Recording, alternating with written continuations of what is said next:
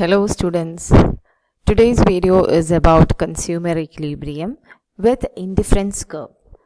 We have already discussed the concept of consumer's equilibrium in terms of utility analysis, and in that we have already discussed that consumer equilibrium is the point at which the consumer gets maximum satisfaction by using a commodity. With his or her limited income, when a person derives maximum satisfaction, that is considered as the equilibrium point. So when it comes to consumer equilibrium with the reference to indifference curve, how the equilibrium is being determined. So consumer's equilibrium, like what we have already discussed, refers to a situation in which a consumer derives maximum satisfaction with no intention to change it. ഈ goods മാറി വേറെ വേണമെന്നൊന്നും ചിന്തിക്കുന്നില്ല, and subject to given prices and his given income.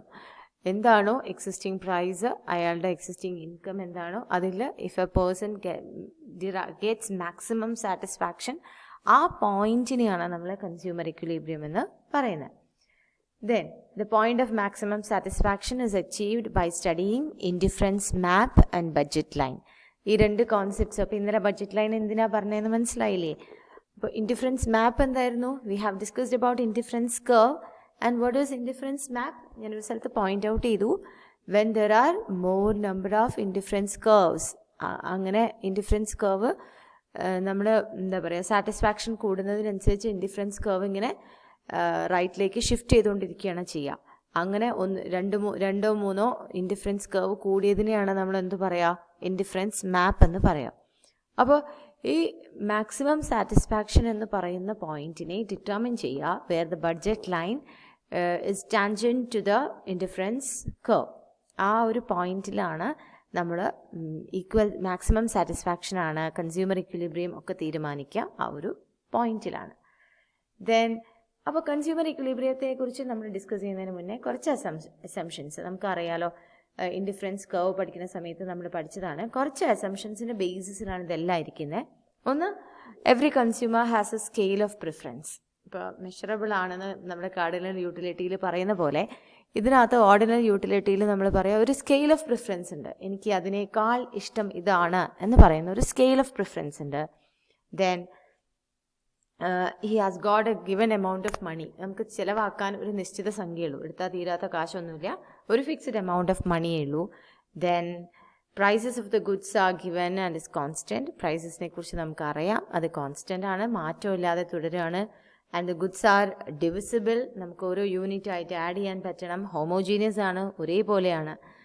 And then consumers are rational and tries to maximises satisfaction. Consumers റാഷണലാണ്, അവരുടെ എപ്പോഴുള്ള ഉദ്ദേശം maximum satisfaction derive ചെയ്യുക എന്നുള്ളതാണ്, അതായത് ചുമ്മാ ചിലവാക്കുക എന്നുള്ളതല്ല. Okay, so this is your curve which indicates consumers equilibrium. അപ്പോൾ നമ്മൾ നോക്കുകയാണെങ്കിൽ ഇതിനകത്ത് കണ്ടോ, രണ്ട് ഇൻഡിഫറൻസ് കർവ്സ് ഉണ്ട്. IC1 3 IC2 and IC3. അപ്പോൾ ഇതിനകത്ത് നമ്മളെ ബഡ്ജറ്റ് ലൈൻ നമുക്ക് നമ്മുടെ സാറ്റിസ്ഫാക്ഷൻ ഇപ്പോൾ different combination of commodity X and Y may give different levels of satisfaction. അതാണല്ലോ നമ്മുടെ ഇൻഡിഫറൻസ് കർവ് ഇൻഡിക്കേറ്റ് ചെയ്യുന്നത്. അതുപോലെ പക്ഷേ നമുക്ക് ഒരു കൺസ്ട്രെയിൻ്റ് ഉണ്ട്, അതുകൊണ്ടാണ് നമ്മൾ ബഡ്ജറ്റ് ലൈനെ കൺസ്ട്രെയിൻ ലൈൻ എന്നും കൂടെ പറയുന്നത്. എന്താണ് ആ കൺസ്ട്രെയിൻ? നമുക്ക് ചിലവാക്കാനുള്ള കാശ് എന്ന് പറയുന്നത് ലിമിറ്റഡ് ആണ്. അപ്പോൾ ആ കൺസ്ട്രെയിനെയാണ് AB എന്ന് പറയുന്ന ബഡ്ജറ്റ് ലൈൻ ഇൻഡിക്കേറ്റ് ചെയ്യുന്നത്. അപ്പോൾ എവിടെയാണോ ഈ ബഡ്ജറ്റ് ലൈനും ഇൻഡിഫറൻസ് കർവും ടച്ച് ചെയ്യുന്നത് അവിടെയാണ് നമ്മുടെ ഇക്വിലിബ്രിയം. അപ്പം ഒബ്വിയസ്ലി ഈ ചിത്രം ഇങ്ങനെ നോക്കുന്ന സമയത്ത് നിങ്ങൾക്ക് തോന്നും, ദേ കണ്ടോ Fൽ ടച്ച് ചെയ്യുന്നുണ്ട്, ദേ കണ്ടോ Gയിൽ ടച്ച് ചെയ്യുന്നുണ്ട്, ദെൻ Y ഇവിടെയല്ല ഇൻഡിഫറൻസ് കർവ്. അപ്പോൾ ഇത് നോക്കി നോക്കൂ, ഇവിടെയല്ല ഇക്വിലിബ്രിയം വരുന്നത്. എന്തുകൊണ്ടാണ്? ഇൻഡിഫറൻസ് കർവ് ഈ Fലും Gയിലും ഇൻഡെക്സെക്റ്റ് ചെയ്യുന്ന Fലും Gയിലും പറയുന്ന പോയിന്റിൽ the indifference curve is the lower indifference curve. Lower indifference curve എന്താ ഇൻഡിക്കേറ്റ് ചെയ്യുന്നത്? താഴത്തേക്ക് വരുന്ന ഇൻഡിഫറൻസ് കർവ് ഇൻഡിക്കേറ്റ് ചെയ്യുന്നത് ലോവർ സാറ്റിസ്ഫാക്ഷനും റൈറ്റ് സൈഡിലേക്ക് ഷിഫ്റ്റ് ചെയ്യുമ്പോഴാണ് ഹയർ സാറ്റിസ്ഫാക്ഷൻ. അപ്പോൾ IC3യിലേക്ക് പോകാൻ നമുക്ക് നിവൃത്തിയില്ല. എന്തുകൊണ്ടാണ്? നമ്മുടെ AB കൺസ്ട്രെയിൻറ്റ് അവിടെ ബഡ്ജറ്റ് ലൈൻ അവിടെ കിടക്കുകയാണ്, അത് അങ്ങോട്ട് എത്തണില്ല. അപ്പോൾ ആകെ കൂടെ എത്താൻ സാധ്യതയുള്ളത് എന്താണ്? നമുക്ക് IC2 വരെ പോവാം. അത് നമ്മുടെ സാറ്റിസ്ഫാക്ഷൻ നമുക്ക് അത്രയ്ക്ക് അങ്ങോട്ട് എക്സ്റ്റെൻഡ് ചെയ്യാം. പക്ഷെ അതിനപ്പുറത്തേക്ക് പറ്റില്ല. അപ്പോൾ ഈ ഒരു പോയിന്റിൽ എവിടെയാണോ ഇത് ടാൻജൻ്റ് ആവുന്നത്, ഈ ഒരു പോയിന്റിലാണ് നമുക്ക് ഇക്വിലിബ്രിയം ഡിറ്റർമിൻ ചെയ്യുക. അപ്പോൾ ഈ ഒരു ഗ്രാഫ് മനസ്സിൽ വെക്കുക. ഈ പറഞ്ഞ കാര്യങ്ങൾ ഞാനൊന്നും കൂടെ കാണിച്ചു തരാം. In the figure IC1, IC2 and IC3 are 3 indifferent curves and AB is a budget line. Constraint ആണ്. With a constraint of budget line, the highest indifference curve which a consumer can reach is IC2. IC2 ആണ് നമ്മൾ പറഞ്ഞു. The budget line is tangent to indifference curve IC2 at point E. അവിടെയാണ് നമ്മൾ intersect ചെയ്യുന്നത്, അല്ലെങ്കിൽ touch ചെയ്യുന്നത്. intersect എന്ന് പറഞ്ഞുകൂടാ, touch ചെയ്യുന്നത്. And this is the point of consumer equilibrium where the consumer purchases OM quantity of commodity X and ON quantity of commodity Y. അത് X ആക്സിസിലേക്കും Y ആക്സിസിലേക്കും എക്സ്റ്റെൻഡ് ചെയ്തിട്ടുള്ളതാണ് നമ്മുടെ quantities of the commodity used by the consumer. And all other points on the budget line to the left or right of the point E will lie on lower indifference curves and thus indicate a lower level of satisfaction. അപ്പോൾ ഈ അല്ലാതെ വേറെയുള്ള points ഒക്കെ, budget ലൈനിലുള്ള വേറെ points ഒക്കെ എന്ന് പറയുന്നത് lower indifference കർവിലാണുള്ളത്, which indicates lower level of satisfaction. As budget line can be tangent to one and only one indifference curve, consumer maximises his satisfaction at point E. അപ്പോൾ ഒരു സ്ഥലത്ത് മാത്രമാണ് അത് ടാൻജൻ്റായി വരുന്നത്. അപ്പോൾ അവിടെയാണ് അയാൾക്ക് മാക്സിമം സാറ്റിസ്ഫാക്ഷൻ കിട്ടുന്നത്.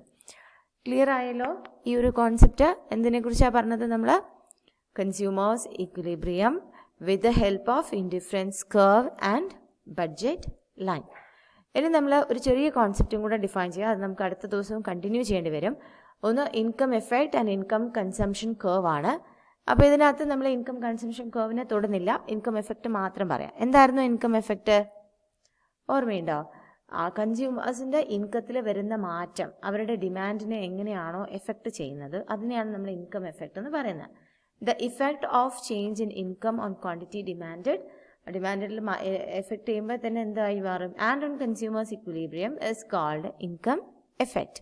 ഇപ്പോൾ ആലോചിച്ച് നോക്കൂ, നേരത്തെ സിറ്റുവേഷനിൽ ഈ AB എന്ന ബഡ്ജറ്റ് ലൈൻ നമ്മുടെ ഇൻകം മാറിക്കഴിഞ്ഞാൽ, ഇൻകം കൂടിയതാണെങ്കിൽ റൈറ്റ് സൈഡിലേക്ക് ഷിഫ്റ്റ് ചെയ്യും budget line. Just like IC curve shift ചെയ്ത പോലെ ബഡ്ജറ്റ് കർവും റൈറ്റിലേക്ക് ഷിഫ്റ്റ് ചെയ്യും. ഇൻകം കൂടിയാൽ, കുറഞ്ഞാൽ ബഡ്ജറ്റ് ലൈൻ താഴത്തേക്ക് ഷിഫ്റ്റ് ചെയ്യും. Price of the commodities remaining the same, when income of the consumer increases, the budget line shifts upwards, and when income decreases, the budget line shifts downwards. ഇതാണ് നമ്മുടെ budget ലൈനിൽ വരുന്ന changes എങ്ങനെയാണ് ഉണ്ടാവുക. ഇപ്പോൾ നമുക്ക് P1 L1 ആണ് നമ്മുടെ ബഡ്ജറ്റ് ലൈൻ എന്ന് വിചാരിക്കുക. അപ്പോൾ എനിക്ക് ശമ്പളം കൂടി, എൻ്റെ ഇൻകം കൂടി കഴിഞ്ഞാൽ എൻ്റെ ബഡ്ജറ്റ് ലൈൻ എന്ന് പറയുന്നത് ഈ P1 L1ൽ നിന്നും P2 L2ലേക്ക് ഷിഫ്റ്റ് ചെയ്യും.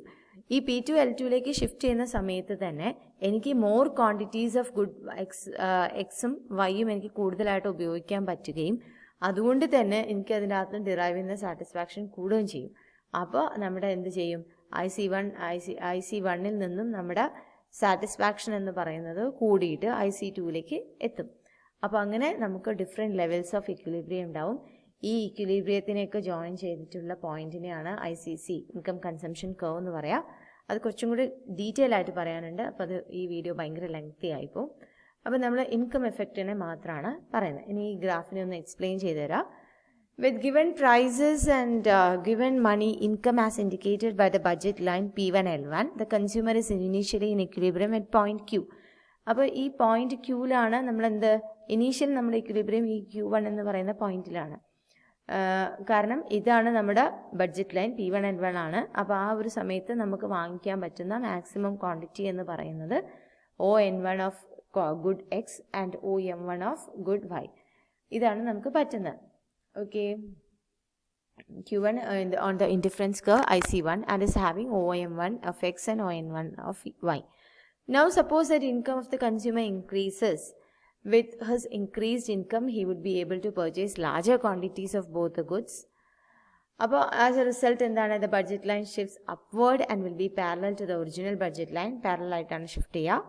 Let us assume that the consumer's money income increases by such an amount that the new budget line is P2 L2. അങ്ങനെ P2 L2ലേക്ക് പോയി കഴിഞ്ഞാൽ With budget line P2L2, the consumer is in equilibrium at point Q2 on indifference curve and is buying OM1, OM2 of X and OM2 of Y.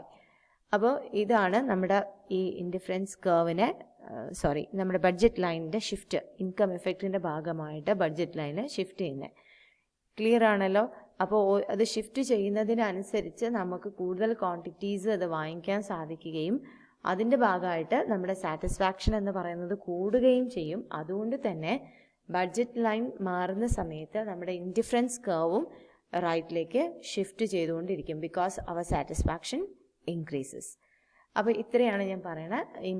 Income consumption കർവിനെ കുറിച്ചിട്ട് നമുക്ക് കുറച്ചും കൂടെ detailed ആയിട്ട് cover ചെയ്യാനുണ്ട്. അത് നമുക്ക് അടുത്ത വീഡിയോയിൽ ചെയ്യാം. Okay, hope you understood the concepts. ഇതെല്ലാം മനസ്സിലാക്കി റിലേറ്റഡ് ആണ്. ഇന്നലത്തെ ബഡ്ജറ്റ് ലൈൻ മനസ്സിലായാൽ മാത്രമേ ഇന്ന് പറഞ്ഞിട്ടുള്ള ഈ കൺസ്യൂമേഴ്സ് ഇക്വിലിബ്രിയം, ഇൻകം എഫക്റ്റ് ഒക്കെ മനസ്സിലാവുള്ളൂ.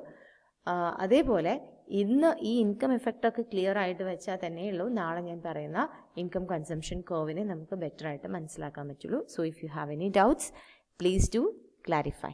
Thank you.